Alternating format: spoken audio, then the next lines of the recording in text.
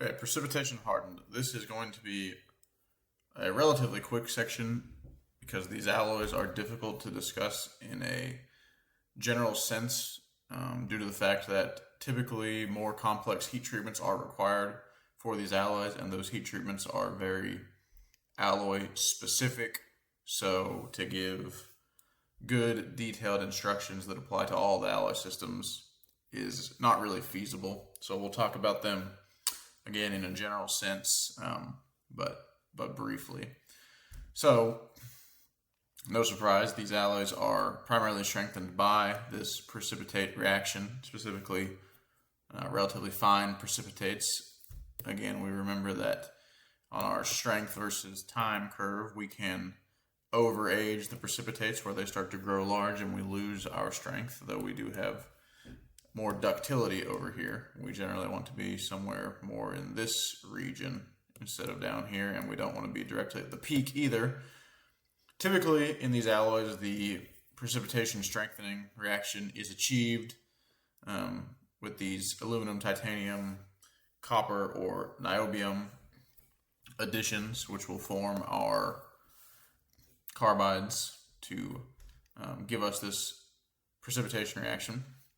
These alloys are useful because we can achieve very high tensile strengths with them, 220 KSI or more for these martensitic grades, while maintaining moderate corrosion resistance. Is certainly better than the martensitic stainless steels, with a corrosion resistance comparable to the 304 type alloys. So very good general environment corrosion, as well as having superior ductility to the martensitic stainless steels, particularly in the austenitic and semi-austenitic grades. Again, austenitic grades have excellent ductility in general, though if we remember in our discussion about the austenitic stainless steel alloy systems, they had low strength. Well, with these alloy systems, we can get a mixture of good ductility as well as these higher strengths, because we have this strengthening mechanism available to us through precipitation hardening. There are three subcategories to these. We have the martensitics, which are the highest strength, and these are typically used for things like valves, gears, shafts, things that need good wear resistance, typically lower end of the corrosion resistance of these grades, but again, still relatively good corrosion resistance. Where the semi-austenitics, which, as we mentioned in our initial overview, are used for pressure vessels, specifically hydraulic or pneumatic vessels, usually small pressure vessels, on aerospace equipment, missile launch tubes, aircraft frames, some surgical instruments. Austenitics can be used often at a little higher surface temperatures. Generally, we are limited to 600 degrees Fahrenheit or so, due to alpha prime mostly. But these austenitics, of course, have a austenitic microstructure, and they do not have any potential to have retained ferrite in them, and so they can be operated at higher temperatures. We can go closer to 1200 Fahrenheit with these austenitics, which allows us to use them for low temperature turbine blades, so steam turbine blades or late stage gas turbine blades after intercooling. Certainly these are not appropriate for early stage turbine blades. These are also used for jet engine frames, so we've got aircraft frames at the lower temperatures, the semi-austenitics, and the actual engine frame itself with these higher temperature austenitics. These are very expensive alloys, both due to their low usage, so they are not manufactured commonly, as well as they are difficult heat treatments involved in the production of these. And so both of those things add to cost quite a bit. Typically, these are just referenced by trade names instead of a conventional numbering system like we have with the 300 series, where we have 304s, 316s, 321, 347, etc. Usually these just have more of a trade name, as we saw with some of the super ferritics, super duplex steels, or the super austenitics too, when we had the gal tough, for example. They do have UNS, the unified numbering system. They have UNS numbers. So like we saw with the duplex stainless steels, this 2507 also has a UNS designation associated with it. Here we have a pseudo-binary diagram for a composition that is representative of these alloy systems. And that composition is here, with iron being the remaining balance between our increasing nickel weight percentage and these other elements here. The martensitics and the semi-austenitics are usually around this range, somewhere of composition. The austenitics, of course, push more over here into this region where they solidify as austenite primarily, and so will be this range, and then austenite at lower temperatures. So something that can happen with these martensitics and the semi-austenitics is they have the ability to retain some ferrite, particularly in the weld metal, again, because we have microsegregation. But you can see that as they solidify primarily as ferrite or entirely as ferrite. Depends if they're within this band or not.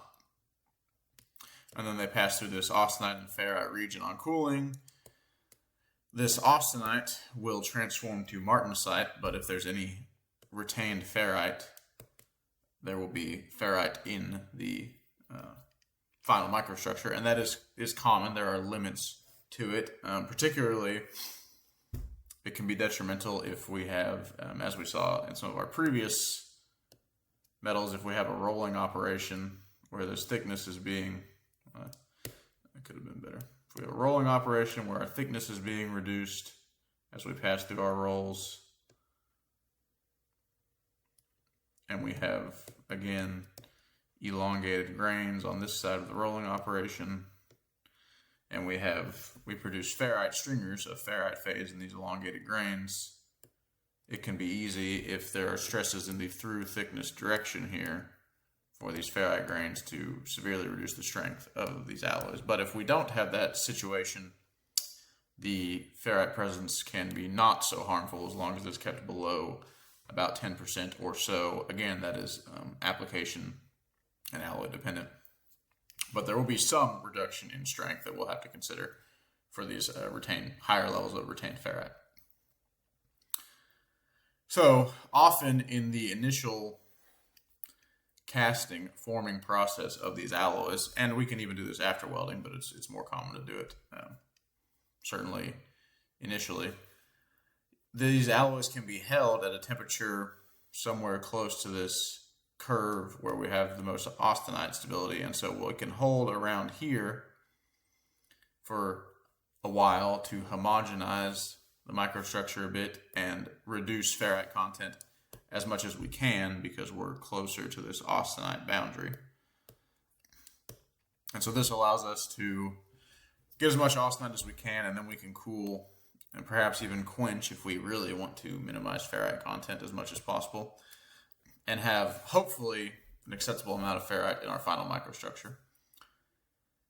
Both superaustenics and martensitics have this solution annealing or homogenizing, whichever way you want to call it, heat treatment, typically somewhere in this temperature range. Again, where that is exactly is alloy dependent. Often the martensitics are what are referred to as one treatment steels, which means once they have been cooled initially, so we have this homogenizing step, or even after welding, they're just given one heat treatment usually, and that heat treatment will both temper the martensite as well as form our precipitates. So we've got to spend so much time at whatever temperature for our precipitates to form from our aluminum, titanium, copper, niobium, and typically these two in the martensitics but again, alloy dependent. And as we do our heat treatment to precipitate, to form our precipitates and age them appropriately, we also are tempering our martensite at the same time. Now, one issue that can come up during these heat treatments is what is known as austenite reversion. And as you can see, if we heat up too much, we can reach an area where austenite becomes highly stable again, and we can have some areas that were transformed to martensite initially transform back to austenite on heating as we go through our post-weld heat treat cycle. And this austenite that is reverted, one, it's very, the temperature band in which we have an insignificant amount of reverted austenite to a very significant amount can be quite narrow. For example, there's a study in 13.8 molybdenum, which this is chromium nickel and with molybdenum addition, stainless precipitation hardened stainless steel, and at an aging temperature of 1050 degrees Fahrenheit, there was about 1% reverted austenite. However, at an aging temperature between 1100 and 1150 Fahrenheit, so 50 to 100 degrees more, which is in the grand scheme of things not a huge difference. In this one, we experienced 15% reverted austenite. And one of the challenges with this reverted austenite is that it's typically enriched in austenite promoting elements, and so it will resist martensite transformation as it is cooled again. And so if we have this reverted austenite, essentially the fix for it is that we have to heat the entire weldment up to these high temperatures again to do a homogenizing heat treatment, to do a solution annealing heat treatment where we revert all of our martensite back to austenite, and then we cool again, and then we start the whole process over where we have to temper and re-age our precipitates again. So it can be quite a costly mistake to have a significant amount of this reverted austenite because, of course, we're typically selecting these martensitic grades for their high strength and hardness, and if we have a large percentage of reverted austenite, we will lose some of our hardness and strength that we are counting on in these alloys.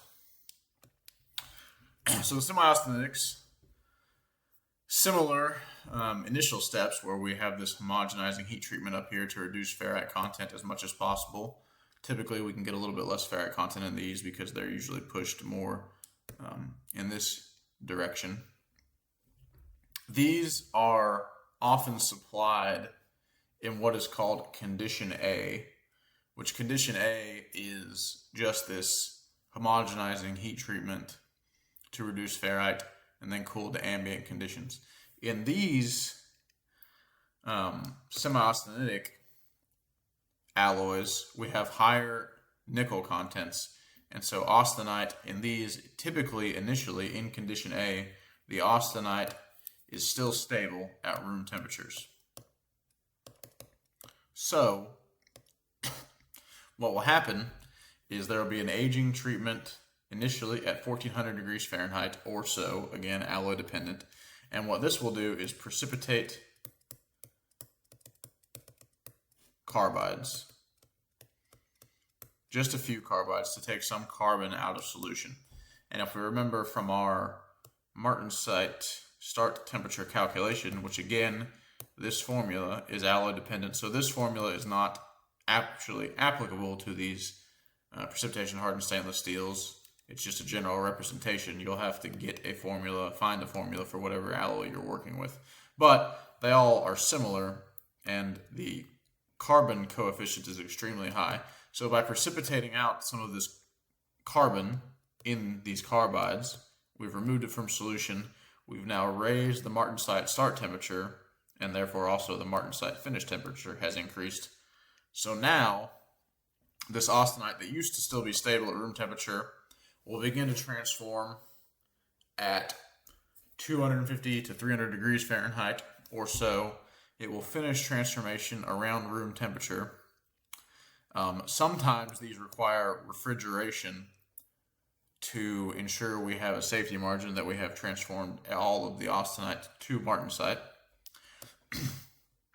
Again, alloy dependent, but the gist of it is that we've reduced our martensite finish temperature by precipitating out these carbides, thereby removing carbon from solution.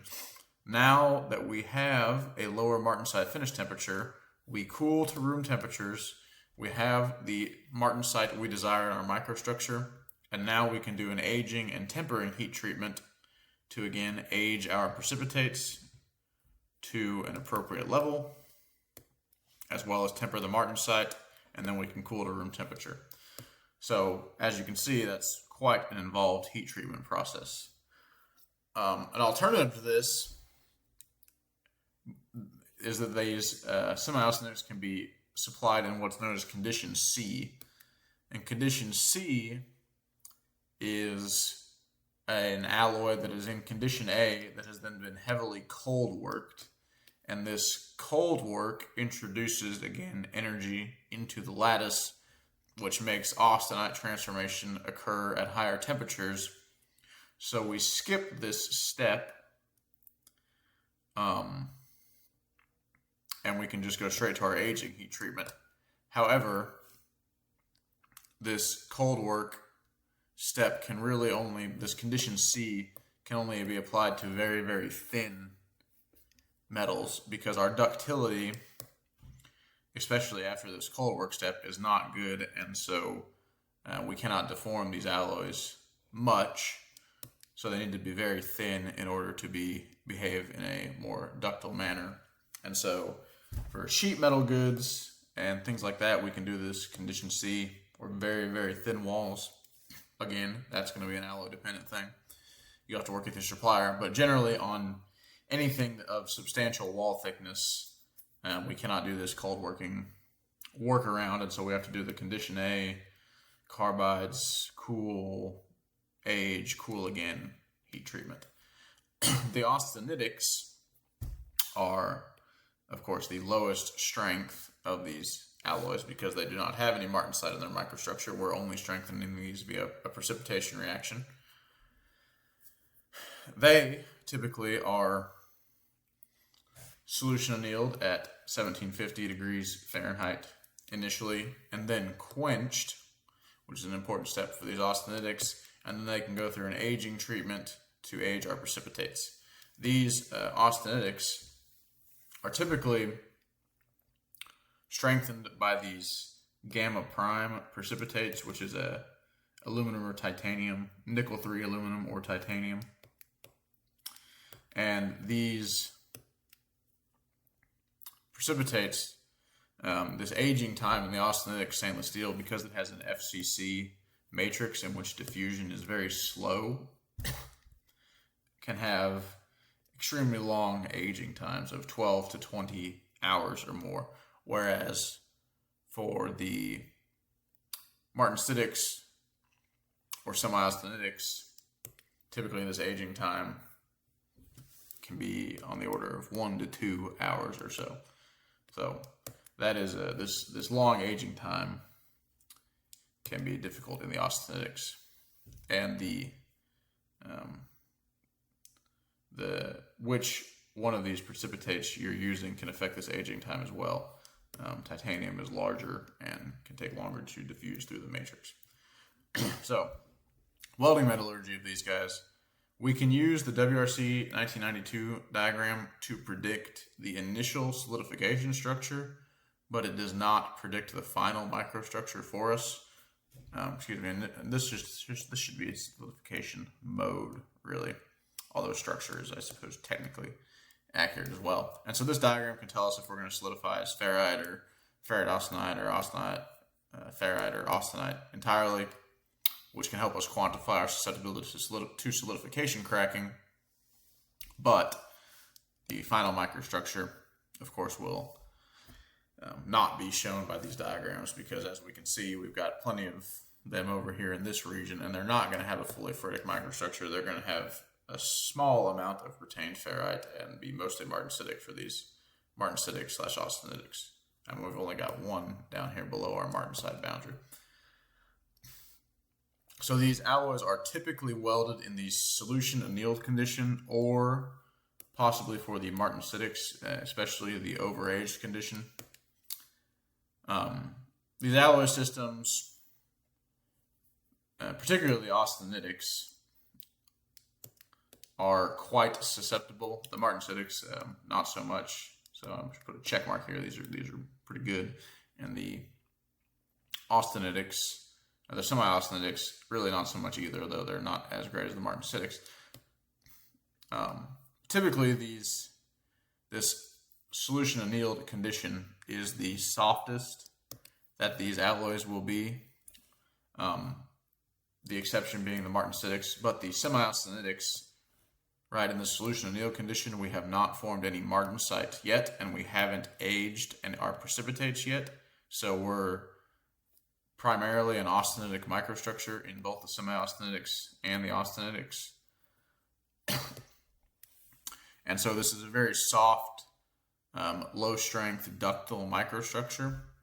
And so welding in this condition is the least likely to crack because we have low stresses, because our stress level can't be that high, because our yield strength is not that high, and we have excellent ductility. So if we do exceed yield and have some plastic deformation, our alloy is able to redistribute some of that stress with local yielding and shift around in that way. And so that really helps to avoid any cracking issues when we weld.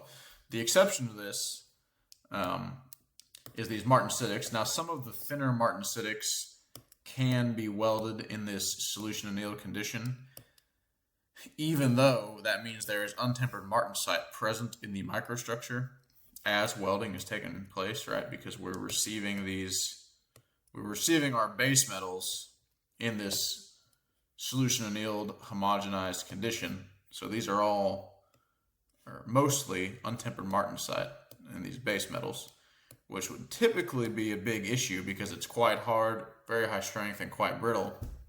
However, these alloys are a lower carbon content than our previously discussed martensitic stainless steels, and that's because, again, martensite strength and hardness is a function of carbon content. But in these alloys, since we also have our precipitation reaction lending strength to these alloys as well, we do not need such a high carbon, hard, strong martensite because we have two factors lending us strength. We have martensite plus the precipitation effect. So we can get away with welding in the solution annealed condition with our untempered martensite on thinner sections. Now, on thicker sections for these martensitic stainless steels, they will typically have to be welded in the overaged condition. So we're going to have our base metal aged so that we have tempered martensite, and we're going to have it slightly overaged because we need this increased ductility from overaging versus here where we have lower ductility, and here where we have the worst ductility.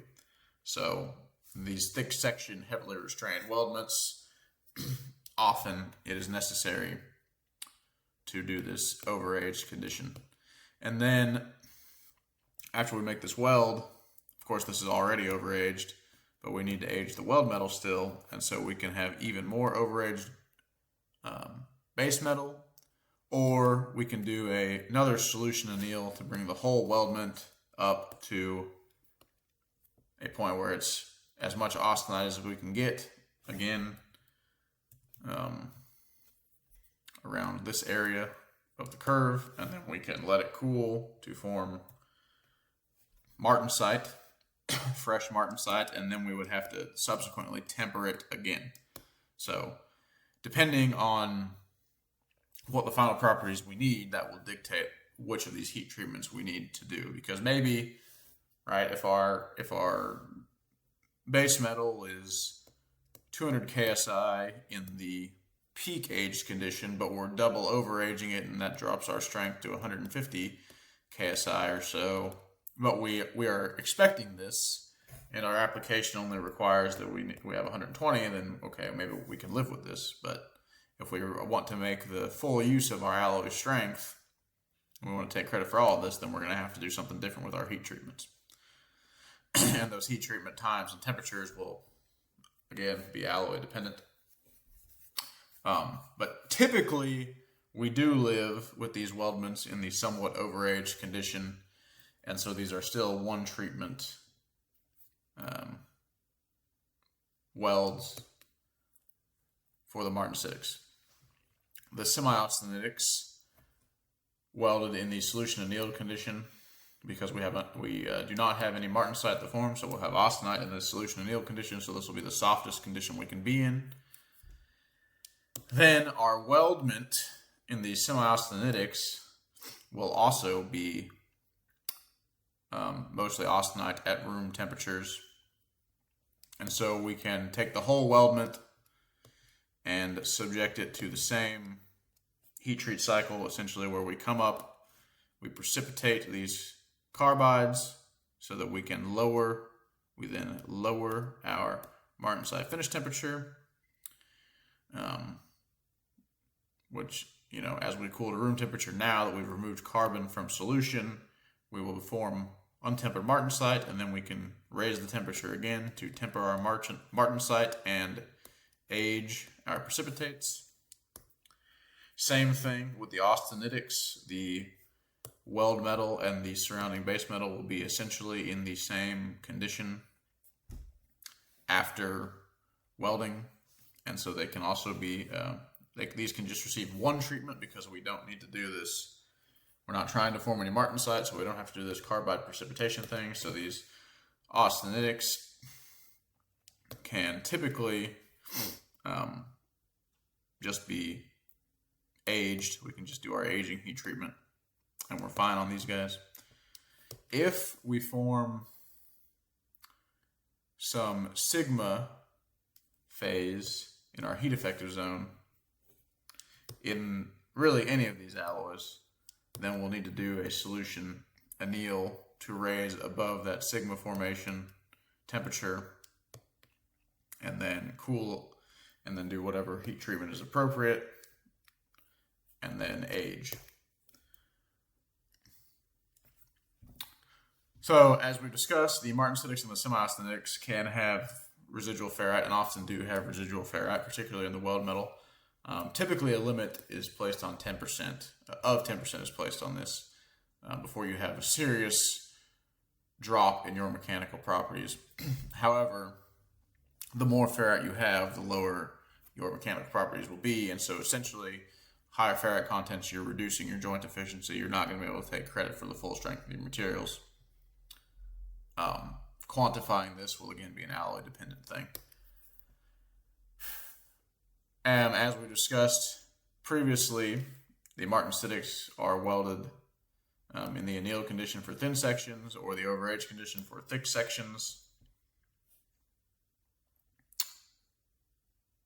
We can risk hydrogen-induced cracking in these. However, since the martensite is of a low carbon variety, it's generally a low hardness martensite, as we said on the previous slide. So our hydrogen-induced cracking risk is not as severe as it was with the strictly martensitic stainless steels, but we still want to observe low hydrogen practices when welding these martensitics and semi-austenitic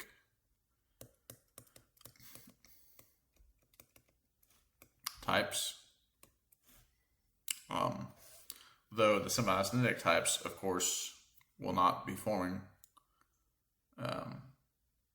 martensite until after we do our aging carbide precipitating heat treatments. The austenitics are by far the most difficult of these to weld without cracking problems, because they have this A-type solidification, and there's not really anything we can do to avoid that because we do not want to retain ferrite in these. So, as we discussed, they need to be welded in the solution annealed condition, which is, of course, the lowest strength condition. Welds can be made using a dissimilar filler metal, so we can use this 309 filler metal, which will have dilution, and that can put us somewhere in this FA solidification mode range. However, these dissimilar filler metals are not precipitation hardenable, so we have a severe penalty to our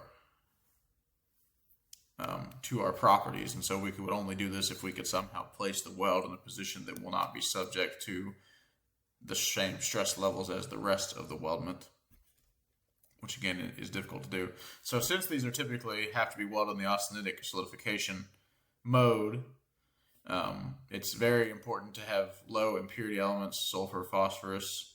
Silicone also forms a low melting point and is relatively common in these alloys, and also, of course, the typical impurity boron.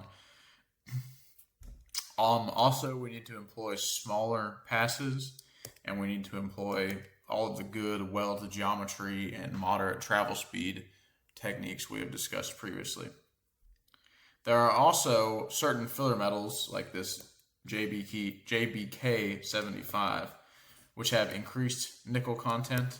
And one of the ways you can avoid solidification cracking is to have, and we did not discuss this initially, and I probably should have, but if you have an extremely excessive amount of eutectic liquid that forms at the end of solidification, there can actually be so much present that if a crack does begin to occur, this liquid that's up here, because there's so much excess liquid, can actually rush into this crack and fill it. And so you can have some crack backfilling. And so this is another way we can make successful welds in these alloy systems. As a general rule for these alloys, as we've probably guessed, it is quite difficult to have your entire weldment have matching properties because of the various thermal cycles and heat treatments that need to be considered, and segregation of the weld metal, kind of all the things we've discussed, but increased a level because these precipitation hardens have such a tolerance to different heat treatments. So usually we make a sacrifice somewhere where we either end up with our base metal being slightly overaged or our weld metal under matching.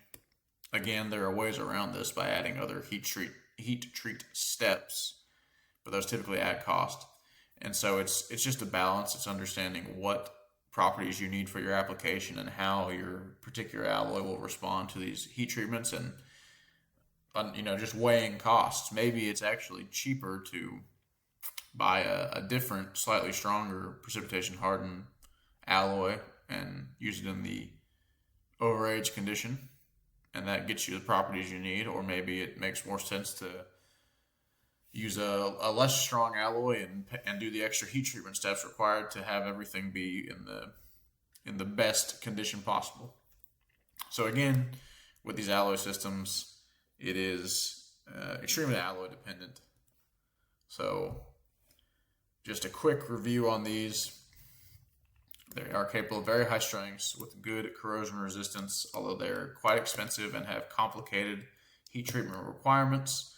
Typically, service temperatures are limited around 600 degrees Fahrenheit, except for in the austenitics, and this is because these two have retained ferrite, which is susceptible to alpha prime, whereas the austenitics we want to be most of the time fully austenitic, and so they are not susceptible to alpha prime. Now, if you did use a dissimilar like the 309 filler metal to weld these austenitics, then you would have ferrite in your final microstructure, and that will obviously limit your service temperatures. We need to be careful of austenite reversion, and this is extremely temperature dependent. So even a swing of 50 to 100 degrees Fahrenheit in our post-weld heat treat temperature can result in a large 1 to 15% amount of retained austenite, and this retained austenite will be enriched in austenite stabilizing elements, which will cause us to need to do a solution heat treatment somewhere around here and start over. Again, these alloys are usually supplied in the condition where they've already been solution heat treated or homogenized up here. If we want to minimize ferrite content as much as possible in our welds, we can do this again for added cost. That's often not done, but it is possible. The semi-austenitics, for thin sections, we can do this condition C, which allows us to skip these steps in here. However, for anything of significant wall thickness at all, they will have to be in this condition A. And then we will have to age them to precipitate carbides, which will reduce our martensite finish temperature, which will allow us to now form martensite at room temperatures or perhaps slightly lower with the help of some refrigeration. Then we can do our aging treatment and then cool down and we're good. The austenitics, solution anneal, quench, aging treatment. Aging time for the austenitics is incredibly long. Again, to the FCC microstructure, and whichever our primary precipitation phase we're using can affect this aging time. The WRC 1992 diagram can show us our solidification structure, but it cannot show us our final microstructure. The post-weld heat treatments for these are often very similar to the initial casting treatments that these alloys undergo for aging. Though they are often received, right, they're received to us if we're going to weld them in the solution annealed condition most of the time. We might request the overage condition if we're dealing with a thicker section martensitic, but if we are dealing with a semi-austenitic or an austenitics, we want to get these in the solution annealed condition so that they're as soft as possible for our welding operation. Again, ferrite content needs to be limited to a max of 10%, and we need to consider the reduction in mechanical properties that we have due to the ferrite in these weldments. We've got overaged for thick martensitic sections. Once again on here, hydrogen-induced cracking is really only a risk in these martensitics. Even the semi-austenitics, not so much of a risk because we're not going to have martensite until after we've done our heat treatment after we've done our carbide forming heat treatment. And so at those temperatures, there will be some opportunity for hydrogen to escape the microstructure, though it is not a bad idea to pursue low hydrogen practices for both of these types, the martensitics and the semi-austenitics. But it's not a huge risk because we have low carbon content martensite, which is typically very soft. The austenitic types, we need to control impurities very well. We need to use small weld passes and good welding technique.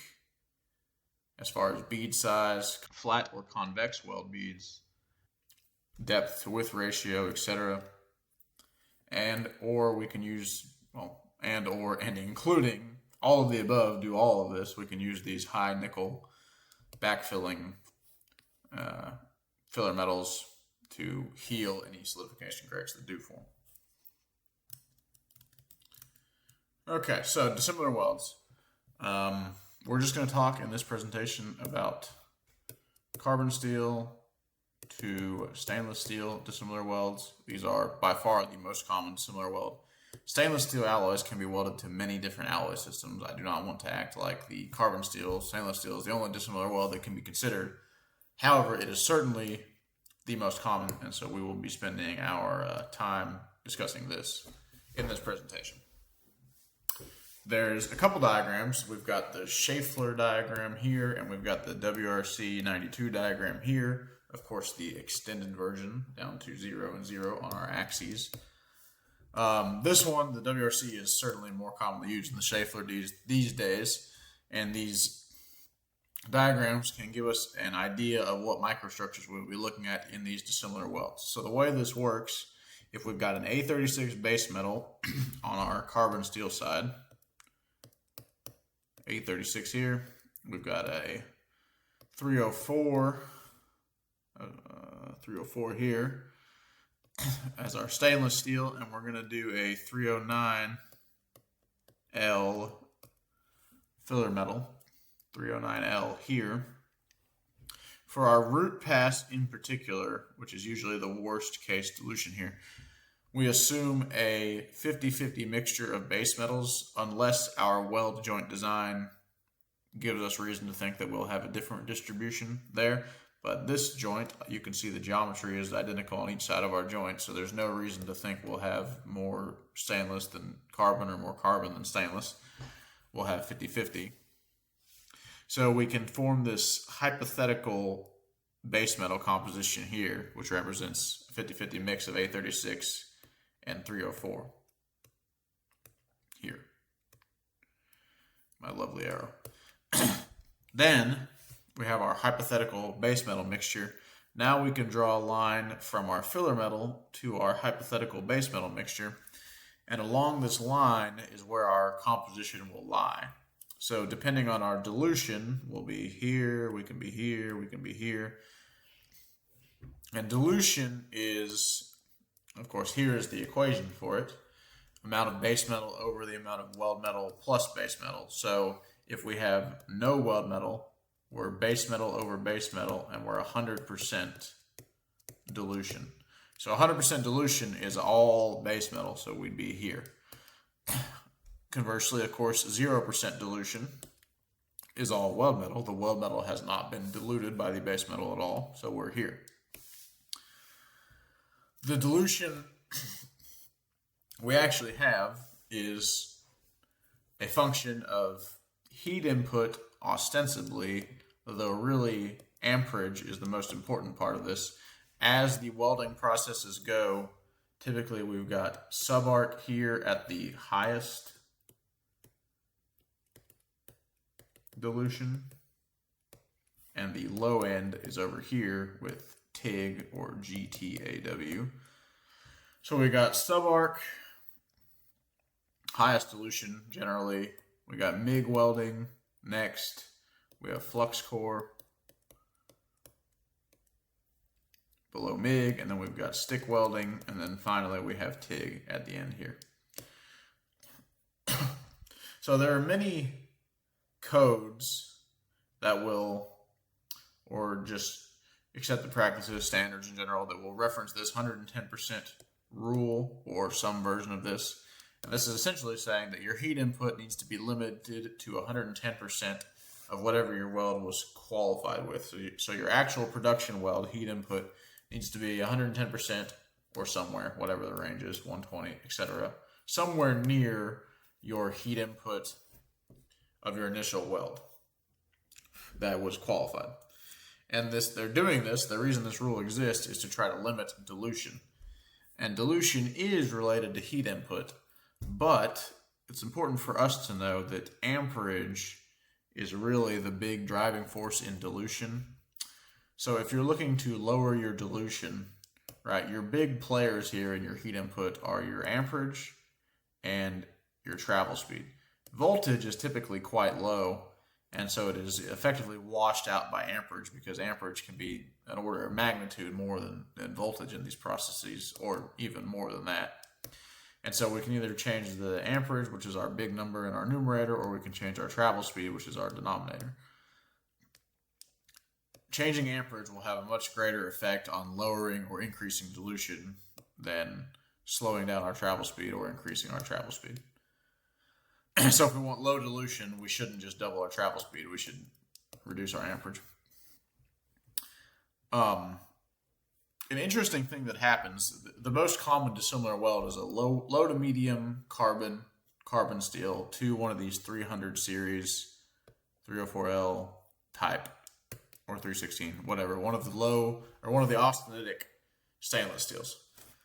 So typically these carbon steels, the carbon steel will have a higher carbon content than the stainless steel. The stainless steel will have a lower carbon content. And so as we heat these alloys up in welding or in a post-weld heat treat, if that is applied, we can actually have carbon migration from the higher carbon content carbon steel over to the lower carbon content stainless steel. And this can result in, of course, a locally high carbon concentration, and that can form a band of martensite here, right at the fusion boundary. And so we've got this higher carbon area that forms a band of harder martensite. But we also have, because of the carbon migration on this side of the fusion boundary here, we're going to have a soft ferrite phase. Now, of course, the hardest indentations were only taken over here, but this soft ferrite phase extends, across this whole boundary, just as the martensite extends across this whole boundary. So this can lead to a couple problems. One, if we have a high temperature service, the coefficient of thermal expansion for stainless steels, is about 43% higher. So this is often, it's alpha, which I didn't want to call it that because we've got so much alpha ferrite talk in this presentation. But if we're discussing coefficient of thermal expansion, alpha for the stainless steel is equal to 1.43 times alpha for the carbon steel as a general rule. And so obviously, if we have a high temperature scenario, the stainless steel will want to expand more than the carbon steel. So the stainless steel is going to want to grow a lot this way, and the carbon steel is only going to want to grow a little bit this way. So in this scenario, essentially what we have is our soft ferrite region attempting to constrain this hard, stronger martensitic region. And over time, this can lead to crack formation at this interface between the tough martensite and the soft ferrite, because we have this soft ferrite trying to restrain the harder martensite. Another interesting thing to note, one more point on this. We can reduce this somewhat by putting down what's called a buttering layer, which is just a shallow initial pass of a nickel-based filler metal between our carbon steel. So our carbon steel on this side and our stainless steel on this side. So we can do this nickel-based filler metal as our first pass on top of the carbon steel, and then we can complete this weld joint with our stainless steel filler if we want to. And the nickel-based filler metals have a coefficient of thermal expansion somewhere between the stainless steel, the nickel, and the carbon steel. So this is high and low thermal expansions. The nickel is in between, and so this helps to buffer this difference in thermal expansions and reduce this high temperature expansion difference problem. So another issue that can occur here is this microstructure evolution. And by that we mean, if we look at these hypothetical base metal mixtures to our welds, at the edge of our weld pool, because this, where we end up on our dilution line here, where we say, okay, we're going to have this much dilution and we're going to be this FA solidification mode and be primarily austenite in our final microstructure with whatever ferrite number we're at here. That is true for the bulk of our weld pool. But in our weld pool, right, if this is the joint and this whole region here is our weld pool, there will be some region right at the end of this that is essentially just base metal that was heated up to the, and so we'll say this is the carbon steel side of our joint. This is the stainless steel side. This is base metal that was heated up to just below, just right at the melting temperature. And all this metal did here is it melted when the arc came by, and then it essentially instantly resolidified. And there was no mixing in this region.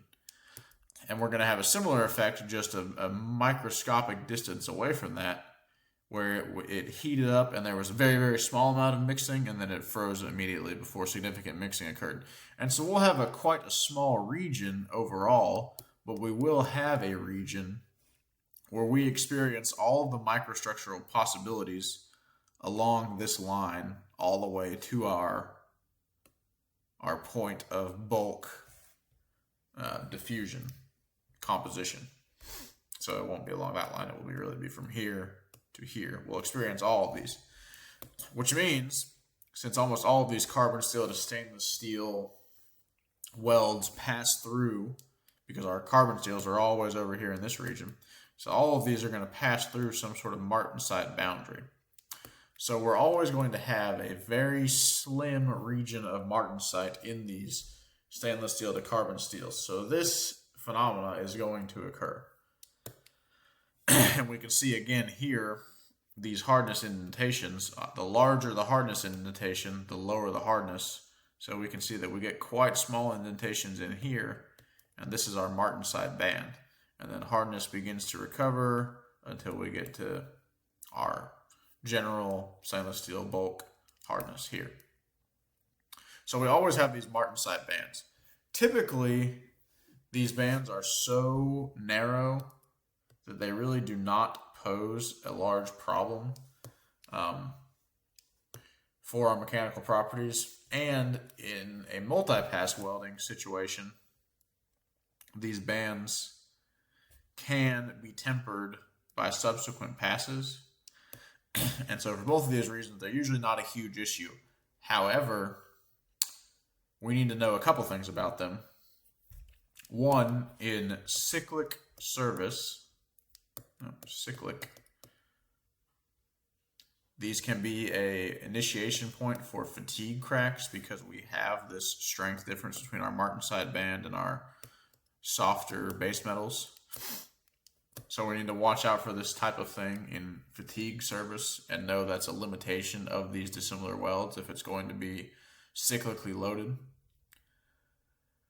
Also, in corrosive service, this strain difference, strength difference, ductility difference at this point can also serve as a crack initiator for like a stress corrosion cracking type scenario. Again, even though our stainless steel side of the joint, typically this will be what is exposed to the corrosive environment, right? Because it's stainless steel versus the carbon steel joint over here. But the martensite band is at the edge of the stainless steel, and so it can be a point for corrosive attack. So we need to be cognizant of both of those things. Additionally, this martensite band, even though it is at the edge of the weld pool, the hydrogen that enters the weld pool can make it to this martensite down here. And so we need to use low hydrogen practices when making these dissimilar welds,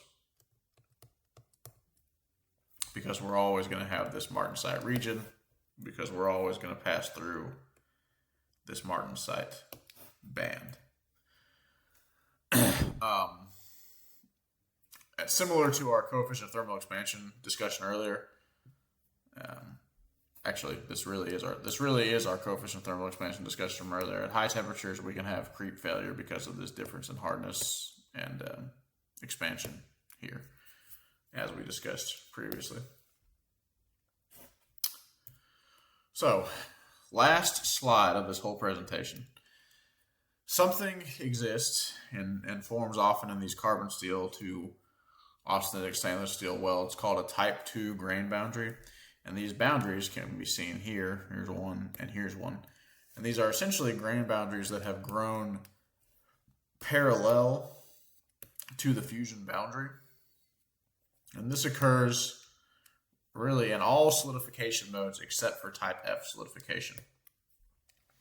And these boundaries have been associated with disbonding in clad welding. So if we're going to do a stainless steel clad over a carbon steel pressure vessel, for example, or pipe section, I suppose, that would go into a pipeline, etc. When we're doing a cladding operation, we can have disbonding. Now, the exact nature of why this disbonds is still somewhat debated, but the evidence has shown that in the welds, in the clads that do not have this type 2 boundary, we don't experience this same disbonding effect. So, why does this occur? Well, if we remember our iron-carbon phase diagram, at very low temperatures, of course, we were ferrite. We were ferrite in here. We have this austenite loop going on. We had this thing happening. We've got this this region of ferrite stability here. And this is delta ferrite here only. Then we had delta ferrite and liquid here. We came and did something like that. No, excuse me. This went way over here. This was over here. And we did that. There we go. We got it. We got it here. So often these carbon steels are somewhere in this range of carbon content, right? We've discussed this before. And so this means at extremely elevated temperatures, these carbon steels are actually a ferrite phase right next to the fusion boundary, because this is as close to melting temperature as we can get without melting. So we know that we're up here, and we know that our microstructure is delta ferrite, which is BCC. Well, these austenitic weld metals solidify, of course, in as primarily austenite, and at the same temperatures where our carbon steel base metal is this BCC delta ferrite, our weld metal is this FCC austenite. However, as this weld metal, as this carbon steel base metal cools just a bit, we know that we very quickly transform to austenite FCC. So typically in a welded joint, if this is our weld pool, if the base metal grains, so we'll say we've got base metal grains here, we've got a base metal grain here, base metal grain here. Now obviously these grains are surrounding the entire edge of the weld pool, but I'm not drawing all of them. But if the base metal grains have the same crystal structure as the weld metal, so like in a carbon steel, these right at the edge here will be delta ferrite, and this solidifying weld pool will also be delta ferrite. The grains in the weld pool will grow off of and take the same orientation as the grains in the base metal. However, so they will grow like this. They'll grow off of whatever orientation is already there in the base metal grains. And then there are favorable orientations that these take, and then we have competitive growth and blah, blah, blah. But that's not really the point here. The point is we have this grain growth continuing from the base metal grains. And this is what's called epitaxial. Epitaxial nucleation. Which is essentially grain nucleation off of an existing substrate.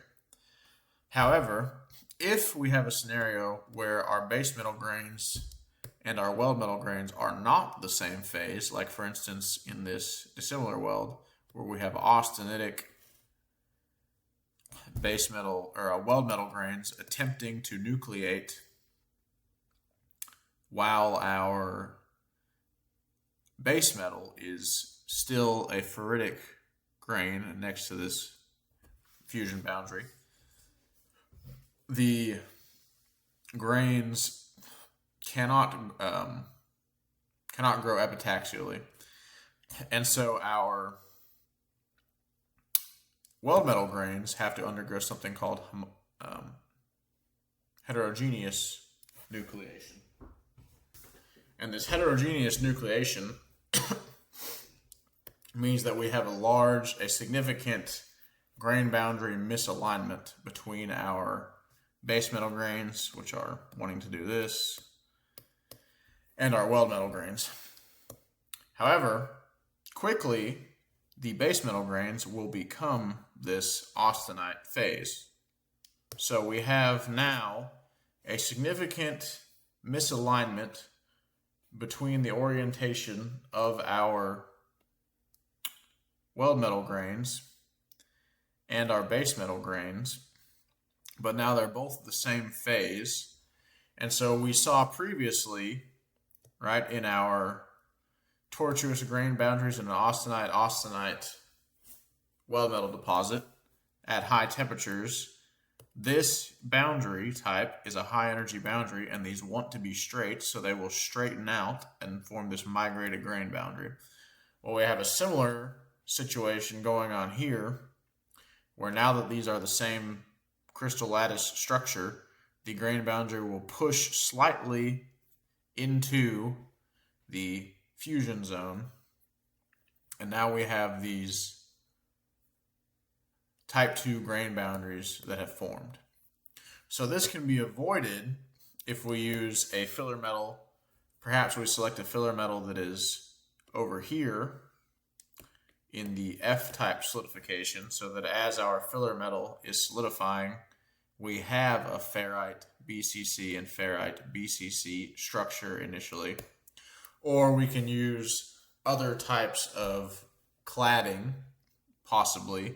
Like we know that the martensitic stainless steels, of course, have excellent strength, but also that they solidified initially as ferrite, and so they would be resistant to this type 2 boundary as well. Essentially, this type 2 boundary is a result of austenitic solidification, A-type solidification, but not just A-type solidification. It can be A, it can be AF, it can be FA, because in all of these types of solidification, even the FA, which is the mostly ferrite phase, right, we will have a local austenite solidification. The bulk of solidification will be occurring as ferrite, but we'll have austenite solidification somewhere. And where this austenite solidification occurs, we will have this austenite ferrite initial mismatch, which will go to eventually rapidly at high temperatures go to a austenite grain boundary with a high misorientation, which will push the grain boundary over for the fusion boundary slightly. Now we got these type 2 grain boundaries. So that wraps it up for the dissimilar welds. Just want to remember dilution. Here we have a trend of dilution and weld process, but it is also largely controlled by amperage. Transfer mode in MIG will also play a big role in dilution as well. We have this hypothetical mix of base metals in these dissimilar joints, and our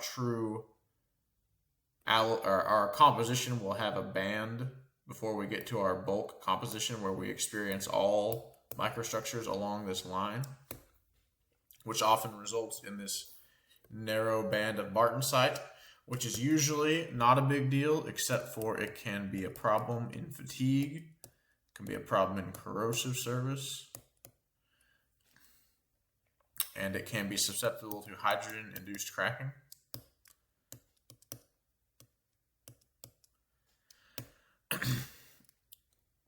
And this soft ferrite region can be a problem for creep because we have a difference in our coefficients of thermal expansion. We can form these type 2 grain boundaries, which have been associated with disbonding and clad deposits, and this can be avoided by having an F-type solidification mode in our weld metal, because we will have F-type BCC in our base metal.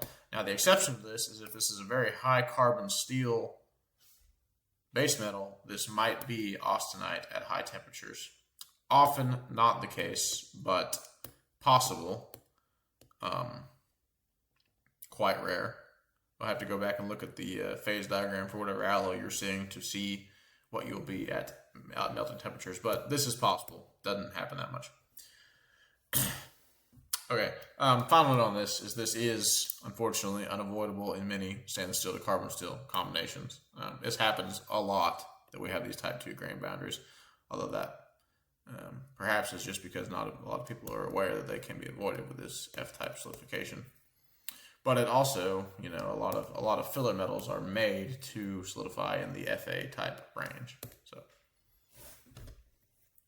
anyway, that is all I have on on this stainless steel metallurgy presentation. If you managed to watch this far, thank you so much for your time. Hopefully, you learned something from this. I know I learned a lot putting it together.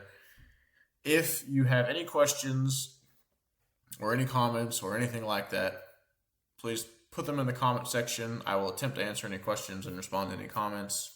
Again, thank you for your time. I've enjoyed making this. Hopefully you have somewhat enjoyed watching it.